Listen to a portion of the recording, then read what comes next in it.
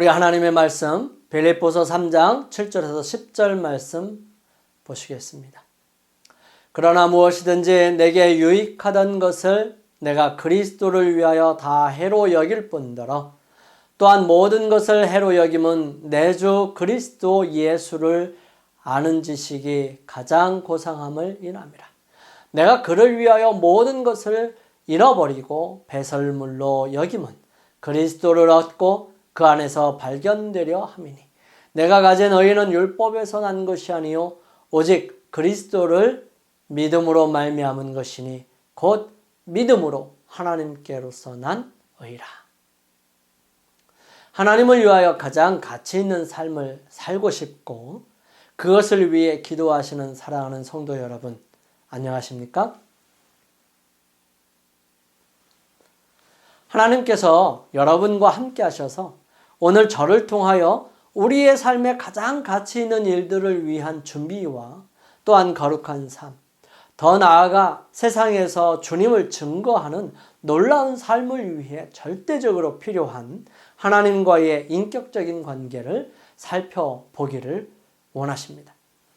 이 시간 여러분의 마음과 생각 그리고 하시게 될 결심이 성령께서 함께 해주심으로 온전하고 분명하게 되어서 매 순간마다 능력과 은혜로 이루어지기를 주님의 이름으로 축원합니다. 오늘 이 시간은 바른 신앙 세우기 10번째 시간으로 인격적인 관계를 말씀을 통하여 함께 살펴보고 성경에서 나오는 인물들을 통해 오늘 우리의 삶에서 우리의 생활 속에서 실천하고 연습되어 주님과 함께하는 동행하는 매일의 삶이 되기를 원합니다. 짧은 영상 함께 보시겠습니다. 여러분들이 이 영상을 어떤 분들은 보았을 것입니다. 티보라는 한 미식축구 선수에서 이제는 야구 선수의 모습인데요. 그 다음 영상입니다. 함께 보시겠습니다. 팀 티보는 대학 시절부터 전 세계의 주목을 받았습니다. 하지만 하이즈만 상까지 거머쥔 프로 미식 축구 선수가 애리조나 스콧데일의 마이너리그 야구 선수로 뛰고 있을 줄을 누가 알겠습니까? 제가 직접 팀과 마주 앉아 그에게 찾아온 시련에 대해 들어봤습니다. 왜 야구를 선택하셨죠? 왜 처음부터 다시 시작하신 건가요? 그리고 첫 타석에서 홈런을 친 기분은 어땠나요? 홈런은 정말 기분 좋았죠. 사실 고등학교 졸업하고 야구를 했을 수도 있었어요. 하지만 플로리다 대학을 선택했는데 그때부터 제 마음에 자리 잡고 있었고 특히 지난 2년간 더욱 커졌었어요. 마음이 이렇게 원하고 있는데 해봐야 하지 않나 싶어서 도전하게 됐죠. 지금은 야구에 이처럼 열정적인 팀이었지만 첫 선택은 야구가 아니었습니다.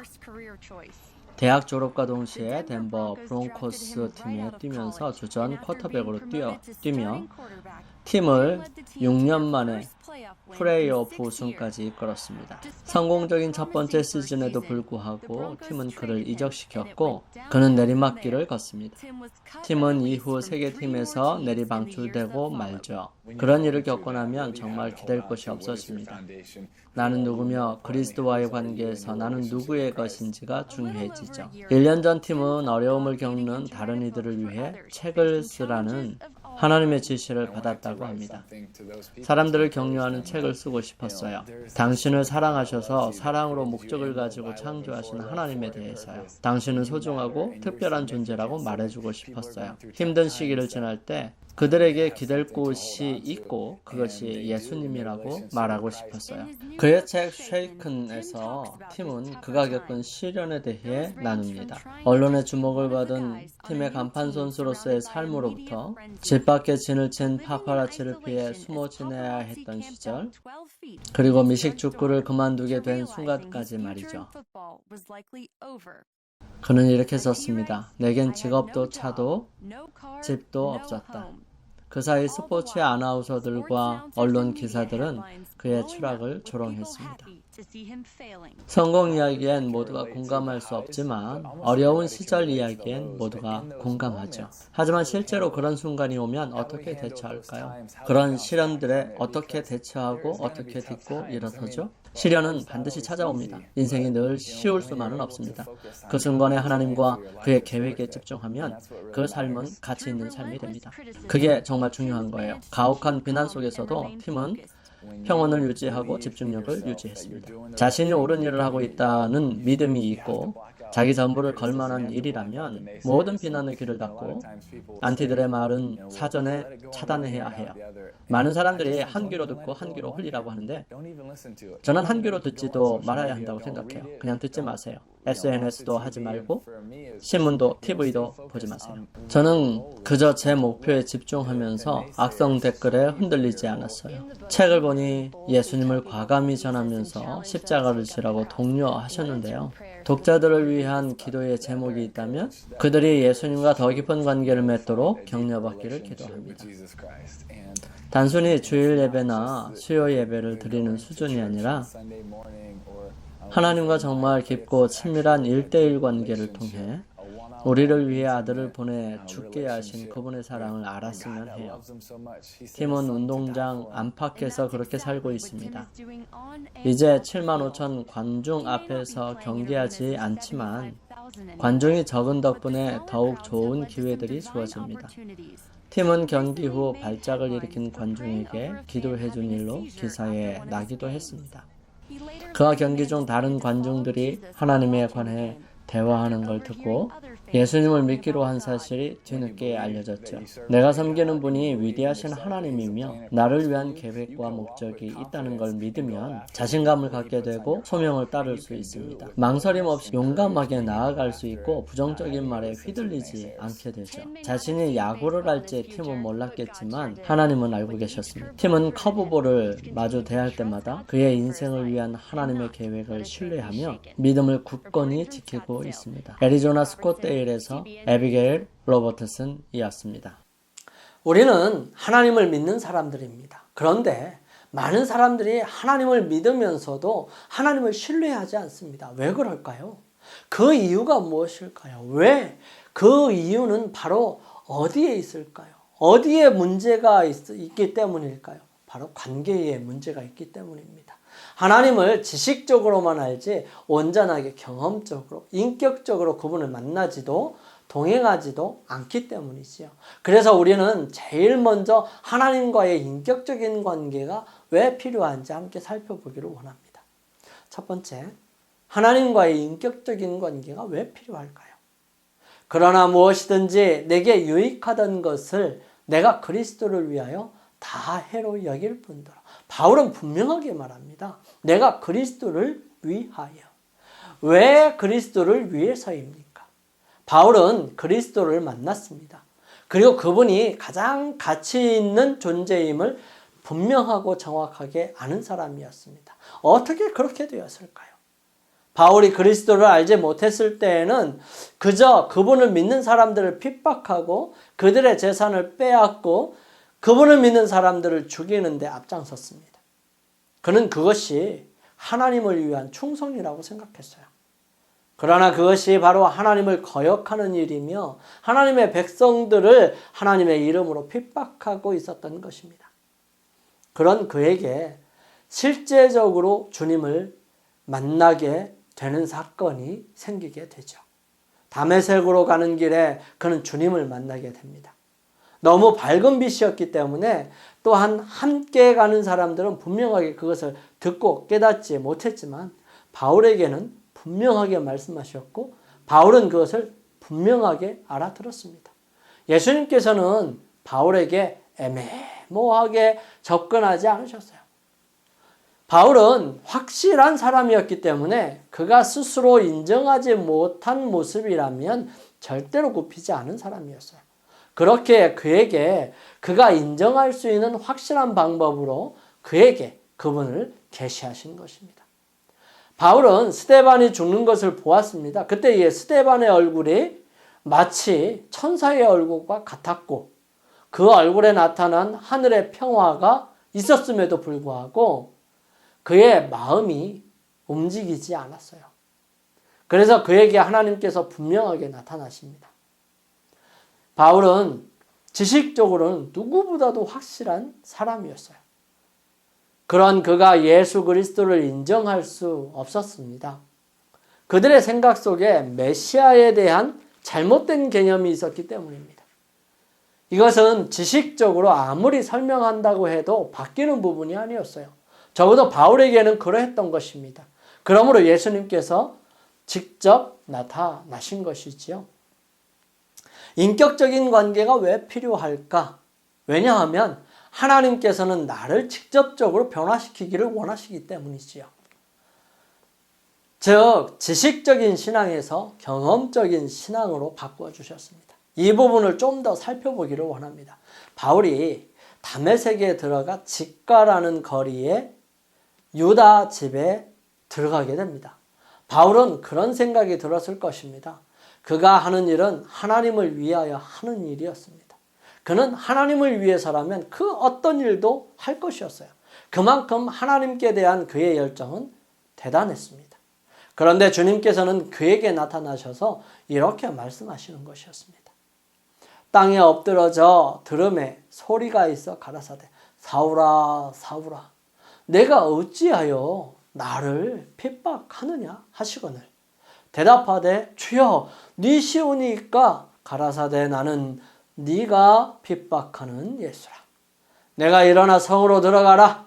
행할 것을 내게 이를 자가 있느니라 하시니. 바울은 머리가 찌끈찌끈 아팠어요. 하늘에서 소리가 났다면 그것은 바로 하나님이실 텐데 그렇게 밝은 빛으로 사람에게 나타나신 그분은 분명히 하나님이셨을 텐데 그분이 핍박을 받는 예수라는 것입니다. 바울은 예수는 하나님과 아무런 관련이 없고 하나의 의를 일으키는 선동하는 능력 있는 회방자에 불과했었습니다. 그런데 그분이 자기에게 하나님처럼 나타나셔서 말씀하신다는 것입니다. 그는 무엇인가 크게 잘못되었음을 알게 되었어요. 그는 그것이 해결되기까지 음식을 먹을 수 없게 되었습니다. 그는 고민할 수밖에 없었어요. 그분은 말씀하십니다. 성으로 들어가면 한 사람을 보내어 내게 말할 것이다. 이제 그를 찾아오는 사람은 하나님의 기별을 가지고 올 사람이었을 것입니다. 그는 3일 동안 금식하며 기도를 드리고 있었습니다. 그에게 있어서 지금까지 했던 여러 가지 모습들이 하나님 앞에 한없이 죄스러운 일이었어요. 왜냐하면 그것 다 하나님을 위해서 했었던 것이거든요. 그렇지만 조금 전에 그것이 아니라는 사실을 알게 되었어요. 이때 다메섹에 아나니아라는 사람에게 주님께서 말씀하십니다. 그때 다메섹에 아나니아라 하는 제자가 있더니 주께서 환상 중에 불러 가라사대 아나니아야 하시거늘 대답하되 주여 내가 여기 있나이다 하니 주께서 가라사대 일어나 직가라 하는 거리로 가서 유다 집에서 5 사람 사울이라 하는 자를 찾으라. 저가 기도하는 중이다. 저가 아나니아라 하는 사람이 들어와서 자기에게 안수하여 다시 보게 하는 것을 보았느니라 하시거늘. 아나니아라는 사람은 환상 중에 주님께서 그를 부르시는 것을 느꼈습니다. 그리고 그는 대답하지요. 아나니아라는 사람, 제자 중에 한 사람인 이 사람은 그 전에도 그 후에도 이런 일이 있었는지를 전혀 기록하지는 않습니다. 하지만 이때 하나님께서 아나니아라는 제자에게 접근하는 방법을 깨달았던 것입니다. 그에게 주님께서 말씀하십니다. 직가에 있는 유다 집에서 5 사람 사울이라는 사람을 찾아라. 그가 기도하는 중이다. 아주 명확하고 분명하게 말씀하시죠. 그리고 또한 사울에게도 분명하게 알려주십니다. 아나니아라는 사람이 들어와 자기에게 안수하여 다시 보게 하는 것을 보았다고 말씀하시죠. 아나니아가 대답하되 주여 이 사람에 대하여 내가 여러 사람에게 듣사온즉 그가 예루살렘에서 주의 성도에게 적지 않은 해를 끼쳤다 하더니 여기서도 주의 이름을 부르는 모든 자를 결박할 권세를 대제사장들에게 받았나이다 하거늘. 주님, 이 사람 나쁜 사람입니다. 그런데 어떻게 주님께서 이런 사람에게 저를 보내실 수가 있으십니까? 이 사람은 예루살렘에서도 주님의 성도들에게 나쁜 일을 많이 했고요. 여기서도 그 일 때문에 왔다고 들었습니다. 어떻게 이런 사람에게 제가 갈 수가 있나요? 이때 주님께서 말씀하십니다. 주께서 가라사대 가라. 이 사람은 내 이름을 이방인과 임금들과 이스라엘 자손들 앞에 전하기 위하여 택한 나의 그릇이라. 그가 내 이름을 위하여 해를 얼마나 받아야 할 것을 내가 그에게 보이리라 하시니. 주님께서는 이 사람을 이방인과 임금들과 이스라엘 자손들 앞에 전하기 위해 준비하신 나의 그릇이라고 표현하십니다. 그러시면서 바울이 얼마나 고통과 아픔이 있을 것인지를 그에게 보일 것이라고 말씀하셨죠.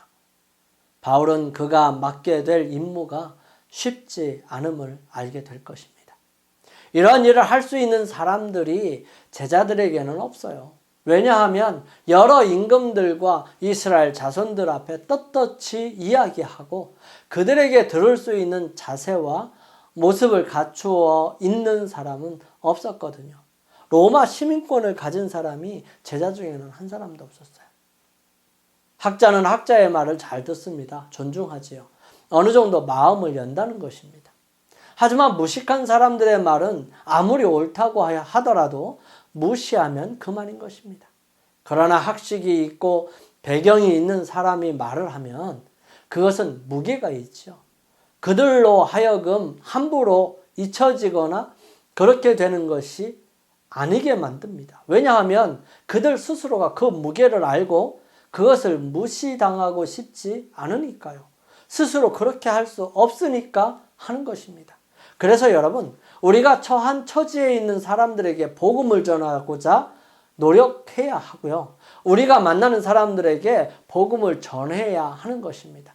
내가 친근한 사람, 자주 만나는 사람, 이 사람들에게 복음을 전해 주어야 해요. 내가 만나는 사람들에게 다른 사람들이 복음을 전하기가 정말 어려워요. 하지만 내가 만나는 사람에게는 내가 쉽게 그리고 자연스럽게 복음을 전할 수 있고요. 또 그 전도가 효과가 있습니다. 죄로 물든 인간의 마음속에 비집고 들어갈 틈이 바로 그의 배경과 환경 그리고 가지고 있는 권위와 특권이 될 수 있기 때문이죠. 아나니아는 주님의 말씀을 듣고 기름을 가지고 직가라는 곳에 가서 유다의 집에 5사람 사울을 찾습니다. 그리고 그에게 들어갑니다. 아나니아가 떠나 그 집에 들어가서 그에게 안수하여 가로되 형제 사울아 주 곧 내가 오늘 네가 오는 길에서 나타나시던 예수께서 나를 보내어 너로 다시 보게 하시고 성령으로 충만하게 하신다 하니 즉시 사울의 눈에서 비늘 같은 것이 벗겨져 다시 보게 된지라. 일어나 침례를 받고 음식을 먹으며 강건하여지니라.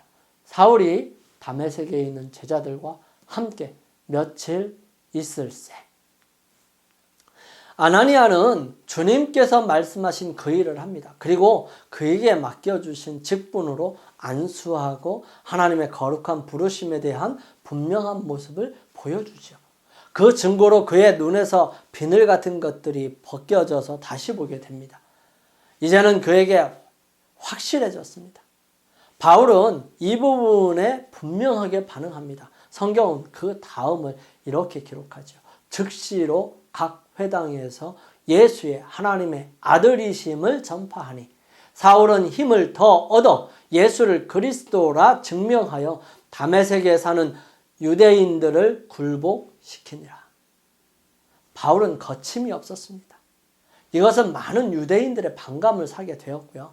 하나님께서는 특별한 조치를 취하십니다. 그를 그의 고향 다소로 보내지요. 그리고 여러 해가 지납니다. 이때 동안 바울은 더 깊은, 더 하나님과의 분명한 관계, 성경을 통해 분명하게 깨닫는 예수 그리스도의 복음, 그것으로 그는 이제 준비가 되었을 때에 교회는 사울을 안디옥 교회에 보내지요. 주님을 섬겨 근식할 때에 성령이 가라사대 내가 불러시키는 일을 위하여 바나바와 바울을 따로 세우라 하시니 이에 금식하여 기도하고 두 사람에게 안수하여 보냅니다. 바울은 이때부터 예수 그리스도를 위하여 살아갑니다. 오직 그분만을 위해서 살아가죠. 그의 전도 여행은 1차, 2차, 3차에 걸쳐서 이루어지게 되고요. 수많은 지역을 다니면서 담대하게 하나님의 말씀을 전하는 삶을 살아갑니다. 바울에게 있어서 이러한 일들이 있을 수 있었던 이유를 분명하게 찾아본다면 어디에 있을까요? 그것은 예수 그리스도의 인격적인 관계에 있을 것입니다. 인격적인 만남에 있었던 것이에요. 바울은 이제 형식과 모습에 치중하는 것이 아니라 오직 하나님 중심의 삶으로 자신을 온전히 희생하고 죽이며 오직 하나님을 위해서, 오직 그리스도를 위해 살아가는 삶을 살게 되는 것입니다. 우리가 이미 조금은 살펴보았지만 이런 인격적인 관계는 사람이 먼저 하나님께로 가는 경우가 거의 없고요. 하나님께서 먼저 준비하심으로 가능한 것입니다. 그리고 이러한 인격적인 형성은 그분에 대한 관심과 사랑에 근거한다는 사실입니다.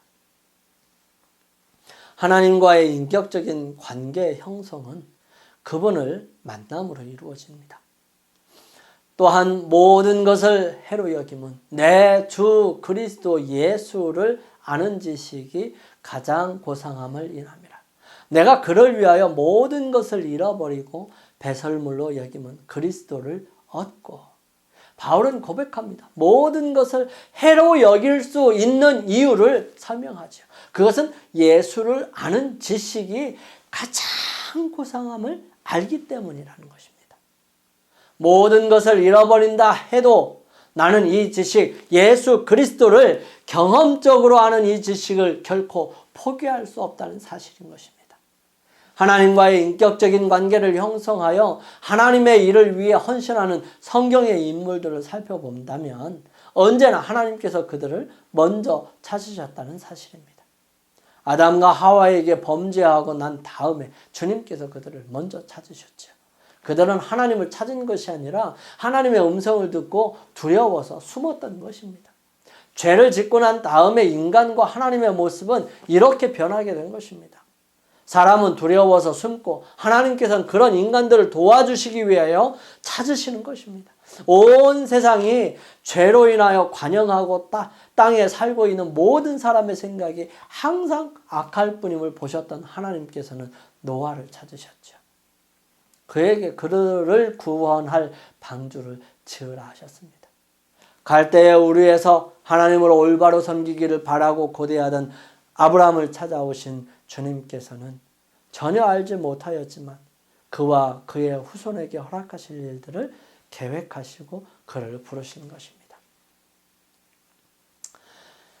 사람을 죽이고 어찌할 바를 모르고 노인이 되어 광야에서 양을 치며 백성들을 걱정하는 모세에게 하나님께서는 보잘것없는 떨기나무에 나타나십니다. 그리고 그 구원의 놀라운 소식을 전해 주시지요.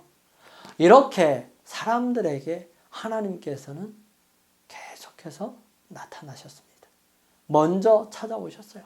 어린아이로 성전에서 쓸쓸하게 보내는 사무엘을 부르시는 사무엘을 하나님께서 부르셔서 그 시대의 죄악상을 알리고 하나님의 거룩한 뜻을 위해 선지자 학교를 세우고 온 백성을 가르칠 일을 닦으시는 하나님의 거룩한 모습을 볼 수 있습니다. 노래 부르는 것을 좋아하는 다윗에게 하나님의 거룩한 백성들을 치리하는 왕이 되게 하시려고 어린 다윗을 불렀고요. 그를 훌륭한 왕이 되도록 훈련하셨던 것입니다. 이뿐 아닙니다. 엘리야의 뒤를 이어 이스라엘 백성들을 완전한 개혁을 위해 힘쓸 엘리사를 부르셨고요. 수많은 선지자들을 부르시고 일하게 하시려고 찾으시고 또 부르셨다는 것입니다. 온 세상을 구원하기 위해 예수님께서는 이 땅에 오셨고 그분은 언제나 그분이 먼저 찾아가시고 구원하시고 치료하시고 하늘의 축복을 전해주셨습니다. 주님은 언제나 먼저 찾아오십니다. 그분은 언제나 우리와 늘 함께 하시지요. 그런데 많은 사람들이 그분을 발견하지 못합니다. 어떻게 그분을 분명하게 발견할 수 있을까요? 하나님과 인격적인 관계를 맺기 위해 필요한 것들이 무엇이 있을까요? 우리 함께 살펴볼까요? 이 첫 번째 가장 중요한 부분은 시간을 내야 한다는 것입니다. 여러분, 시간을 내서 살아야 합니다. 시간을 내서 주님을 만나야 하고 시간을 내서 주님의 말씀을 연구해야 합니다. 하나님과의 인격적인 관계를 맺기 위해서는 시간을 내야 한다는 사실이에요. 사귐은 가치 있는 시간이 반드시 있어야 하는 것입니다. 가치 있는 시간이 없으면 서로를 분명하게 알지 못합니다. 이렇게 시간을 내었을 때에 그분께로부터 말씀을 듣거나 그분의 이끄시는 대로 마음이 움직여지지 않기 때문에 우리는 그때에 말씀을 묵상하고 읽고 또 계속해서 연구할 필요가 있습니다. 아무 성경절이나 읽고 묵상하는 것은 처음에 시도하는 사람들로서는 그리 쉬운 일이 아니에요. 이때의 성경은 하나님께서 사람들에게 보낸 메시지와 우리를 위해 희생하시는 예수 그리스도에 관한 말씀들이 좋을 것입니다. 예수님은 이것을 먹는 것으로 표현해 놓았어요. 예수께서 이르시되 내가 진실로 진실로 너희에게 이르노니 인자의 살을 먹지 아니하고 인자의 피를 마시지 아니하면 너희 속에 생명이 없느니라.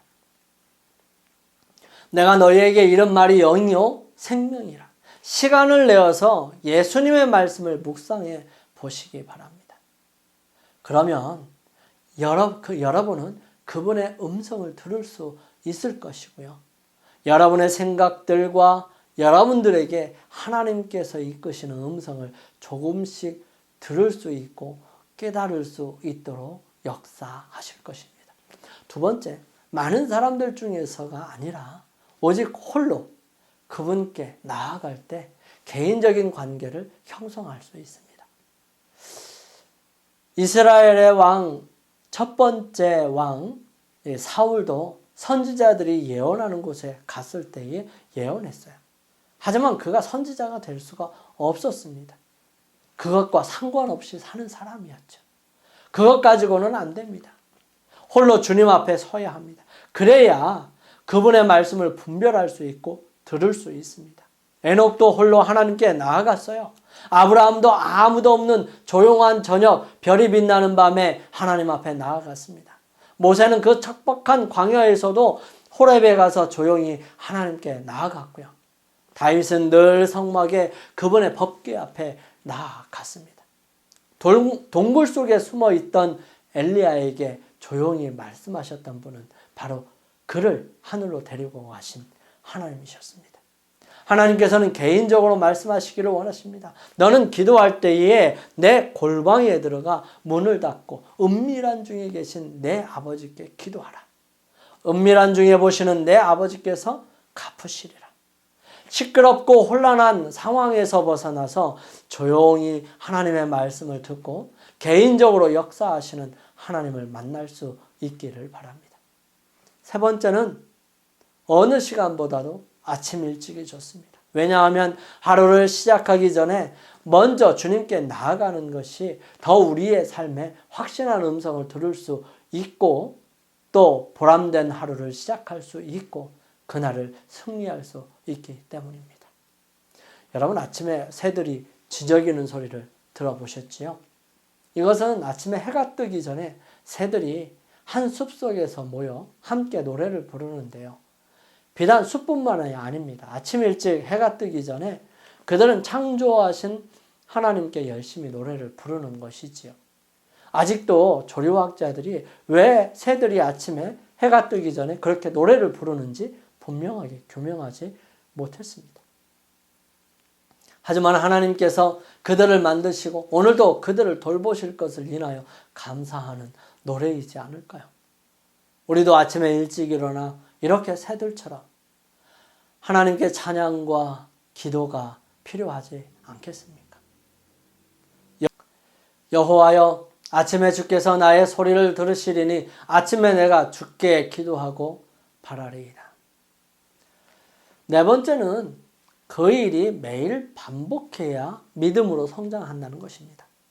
어떤 날은 아침에, 어떤 날은 하나님을 만나고, 어떤 날은 바쁘니까 그냥 내일 하고, 이렇게 되면 신앙이 발전이 없어요. 우리의 인생은 항상 현재입니다. 과거는 이미 지나갔고요. 미래는 아직 나에게 닥쳐오지 않았습니다. 간격의 차이는 있겠지만 우리는 언제나 지금 여기에 살고 있는 것이지요. 그러므로 우리는 매일매일 그날을 위해 기도를 드려야 하고요. 그분과의 올바른 관계를 위해서, 그리고 매일 그분의 은혜와 능력을 얻기 위해 그분께 나아가야 합니다. 예수님께서는 주님을 따라가는 것을 매일 해야 한다고 말씀하시죠. 또 우리에게 이르시되 아무든지 나를 따라오려거든 자기를 부인하고 날마다 제 십자가를 지고 나를 좇을 것이니라 말씀하십니다. 다섯 번째는 일정한 장소도 필요합니다. 하나님께서는 이스라엘 백성들이 광야에서 살 동안에 시내산 가까이에 왔었을 때에 그 백성들에게 특별한 언약의 관계를 맺게 되었을 때에 이렇게 명령하십니다. 내가 그들 중에 거할 성소를 그들을 시켜 나를 위하여 짓되. 하나님께서는 이스라엘 백성들이 가지고 있는 것으로 그분이 거하실 성소를 만드셨습니다. 그리고 그분은 이렇게 말씀하십니다. 거기서 내가 너와 만나고 속죄소 위 곧 증거계 위에 있는 두 그룹 사이에서 내가 이스라엘 자손을 위하여 내게 명할 모든 일을 내게 이르리라. 우리가 가장 많이 있는 곳에 하나님과 만나는 일정한 장소를 마련하는 것이 중요합니다. 그 자리에 가면 하나님을 만나고 거기서 기도드리고 거기서 주님께서 하시는 말씀들이 어떤 말씀인지를 얻을 수 있는 자리, 그 자리가 필요하다는 사실이에요. 거기에서 어려운 문제들을 해결하고 거기에서 찬양하고 거기에서 하나님을 깊이 묵상하는 곳이 필요한 것입니다. 큰 장소가 아니어도 됩니다. 따로 떨어져서 독립된 공간이 아니어도 됩니다. 정 자리가 없고 정 장소가 없다면 작은 의자 하나를 구별하여 놓으면 되는 것입니다. 그것도 없으면 작은 방석 하나라도 마련해 놓고 그곳에서 주님을 만나기 위해 나아가시기 바랍니다. 아브라함에게는 별이 총총하게 뜬 밤하늘이 넓게 보이는 들녘이었고요. 모세는 호렙산 떨기나무 옆이었으며 야곱은 돌베개로 벤 베델이었고요. 다윗은 장막 속의 법궤 앞이었습니다. 여섯 번째로 분명한 방향성을 갖는 것이 필요합니다. 아무리 다른 여러 가지를 했다 하더라도 거기에서 다른 일을 하면 아무런 소용이 없습니다. 거기에서 반드시 예수 그리스도를 아는 시간이어야 하고요. 장소이어야 하고 개인적으로 주님을 만나는 곳이어야 합니다. 일정하게 계속 반복하여 주님께 나아가는 것입니다. 바울이 말하는 예수 그리스도를 아는 지식의 가장 고상함을 경험하고 확신할 때까지 계속해서 그분 앞에 나아가야 할 것입니다. 우리가 살아도 주를 위해서 살고 죽어도 주를 위하여 죽나니 그러므로 사나 죽으나 우리가 주의 것이로다. 이렇게 주님을 만나는 사람들은 하나님께로부터 받은 그 기별, 응답, 개인적인 반응, 더 나아가 그분의 명령과 소명을 받게 될 것입니다. 이렇게 될 때 하나님의 말씀과 나의 삶의 방향으로 확신과 믿음으로 전진해 나갈 수 있게 됩니다. 사랑하는 성도 여러분, 우리의 삶을 통해서 예수 그리스도를 개인적으로 만나고 그분과 인격적인 관계를 맺기 위해 우리 함께 노력할 수 있게 되기를 간절히 소망합니다. 이렇게 관계가 형성되면 그 삶은 어떤 모습으로 나타날까요? 하나님과 인격적인 관계의 결과는 그분의 말씀에 전적인 순종으로 드러납니다. 그 안에서 발견되려 함이니 내가 가진 의는 율법에서 난 것이 아니요 오직 그리스도를 믿음으로 말미암은 것이니 곧 믿음으로 하나님께로서 난 의라. 그 안에서 발견되려 함이니. 바울은 예수님과의 관계가 전혀 없을 때에는 그는 그리스도인들을 핍박하는 사람이었습니다. 하지만 그가 예수 그리스도를 발견하고 난 다음에는 그 어떤 것도 아까워하는 사람이 아니었어요. 어떻게 이런 것이 가능할까요? 바울은 우리가 함께 살펴본 빌립보서의 말씀을 통하여 모든 것을 배설물로 여길 수 있었는데요. 바로 예수 그리스도를 아는 지식을 인하여서 말입니다. 다른 것은 예수 그리스도를 아는 지식보다 귀하지 않다는 말입니다. 성경의 여러 인물들 중에서 우리는 전적인 순종을 어디에서 볼 수 있을까요? 우리 많이 있지만 노아를 함께 잠깐 살펴보기를 원합니다. 노아는 하나님의 말씀에 순종하면서 살고 있었습니다. 사람들이 뭐라 하든 상관없이 그는 늘 하나님께 제사를 지내고 자신을 위해 돌아가실 하나님의 아들 어린 양 되시는 그분을 믿으며 그 말씀에 거룩한 삶을 살고 있었습니다. 세상의 많은 사람들은 그를 고지식하다고 뭐라 했지만 그와 그의 가족은 거기서 행복을 누리고 감사한 삶을 살고 있었던 것입니다. 이런 노아에게 하나님께서 말씀하십니다. 하나님이 노아에게 이르시되 모든 혈육 있는 자의 강포가 땅에 가득하므로 그 끝날이 내 앞에 이르렀으니 내가 그들을 땅과 함께 멸하리라. 그리고 하나님께서는 노아에게 방주에 대한 이야기를 하고 그 치수와 모양과 방법을 알려주십니다. 그때까지 노아는 단 한 번도 배를 만들어 본 적이 없었습니다. 그리고 하늘에서 비가 아니라 홍수가 날 것이라고는 상상할 수 없었어요. 비록 그에게 이해가 가지 않고 어렵게만 느껴지는 그에게 하나님께서는 하나하나 자세히 설명해 주시고요. 그 나무 종류와 방법 등등 모두 이야기해 주십니다. 그리고 성경 창세기 6장 마지막 절은 이렇게 기록하죠. 노아가 그와 같이 하되 하나님이 자기에게 명하신 대로 다 준행하였더라. 그 작업은 아주 더디었습니다. 왜냐하면 많은 사람들은 노아를 비웃고 조롱하였기에 그런 모욕을 견디면서 방주를 만드는 일에 동참하기가 어려웠을 것입니다. 아마도 그곳에 있었던 많은 사람들은 노아와 함께 하고 싶어도 할 수 없었는지도 모르겠어요. 그리고 노아는 노아가 가지고 있는 전부를 투자하였을 것입니다. 거대한 방주를 온전히 짓고 하나님께서 명령하신 대로 순종하였던 노아는 그분을 온전히 신뢰하였기 때문입니다. 바울은 자신의 모든 것을 내려놓고 그가 전도 여행을 3차까지 다니면서 하나님께 순종하는 삶을 살았는데요. 그의 삶은 항상 하나님 앞에 신실했습니다. 3차 전도여행을 마치고 예루살렘으로 가다가 잠시 에베소에 들려서 한국까지 나온 에베소 지역의 장로들과 성도들에게 이렇게 고백합니다. 나의 달려갈 길과 주 예수께 받은 사명 곧 하나님의 은혜의 복음 증거하는 일을 마치려 하면은 나의 생명을 조금도 귀한 것으로 여기지 아니하노라. 이런 바울은 그의 삶을 통해서 온전히 하나님 앞에 신실하고 충성을 다했습니다. 그는 다른 사람들이 보기에 억울한 것 같은 일을 당하여 로마에 잡혀가면서까지도 그는 끝까지 여러 사람들을 위해 봉사합니다. 그리고 폭풍이 불고 많은 어려움이 있을 때마다 그에게 하신 그리고 보여주신 하나님을 증거합니다. 그는 고백하지요. 그러므로 여러분이요 안심하라. 나는 내게 말씀하신 그대로 되리라고 하나님을 믿노라. 어려운 상황 속에서도 하나님께서 그를 향한 사랑과 그에게 행하신 신실함을 믿는 바울은 모든 사람들에게 신뢰와 힘을 주고 희망을 주었던 것입니다. 무엇이 이 모든 것을 가능하게 하였을까요? 바로 바울의 하나님과의 개인적인 관계가 튼튼하고 온전하였기 때문이고요.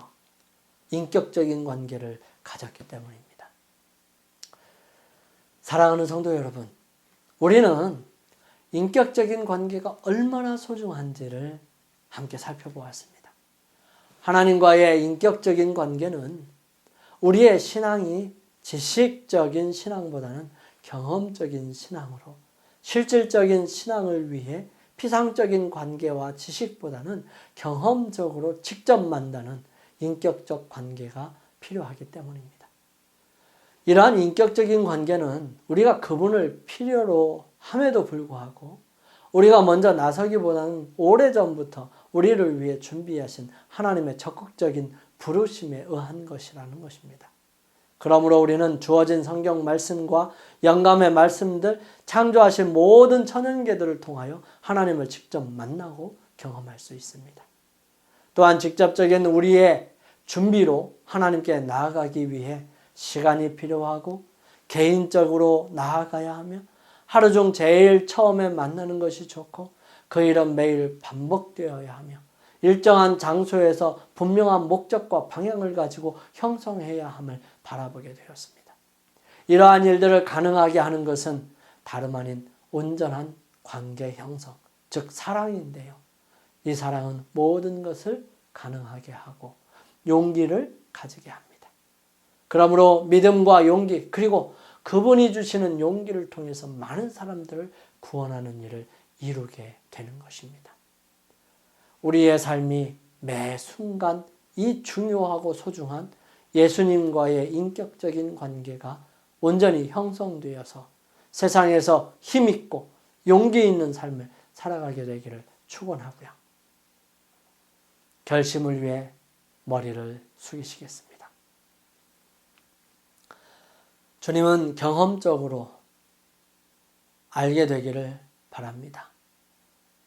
찾아 계신 주님을 느끼고 경험할 수 있도록 인도하여 주옵소서.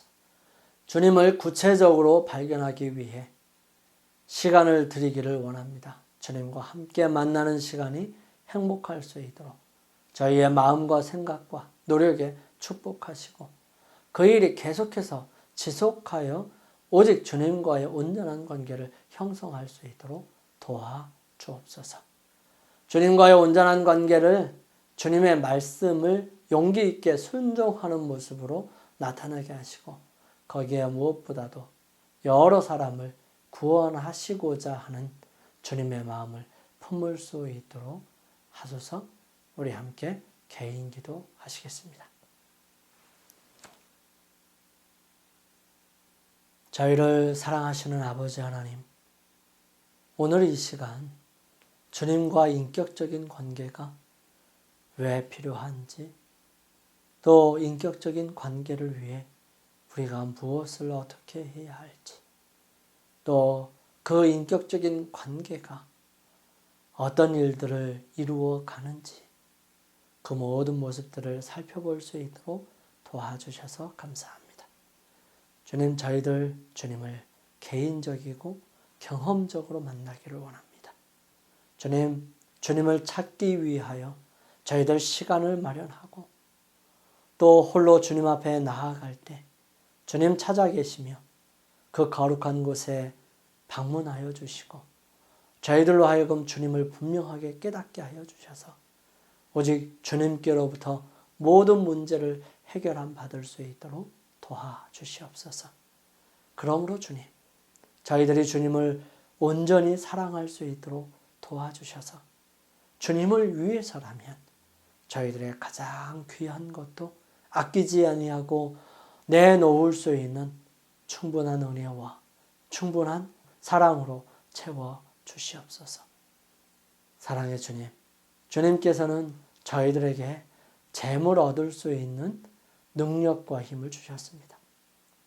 주님, 이 재물의 소중함을 저희들 알기에 이 모든 것들이 주님의 것임을 기억하기에 저희들 열의 하나를 구별하여 드리고 각종 헌금을 주님 앞에 드렸사오니 주님, 헌금을 드린 손길 위에 축복하여 주시며 헌금이 쓰여지는 곳곳마다 주님의 능력과 사랑이 함께하여 주옵소서.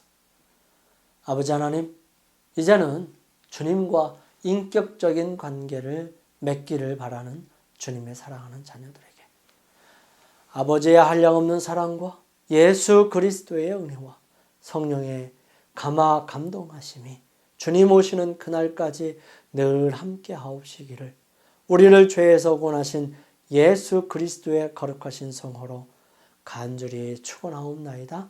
아멘.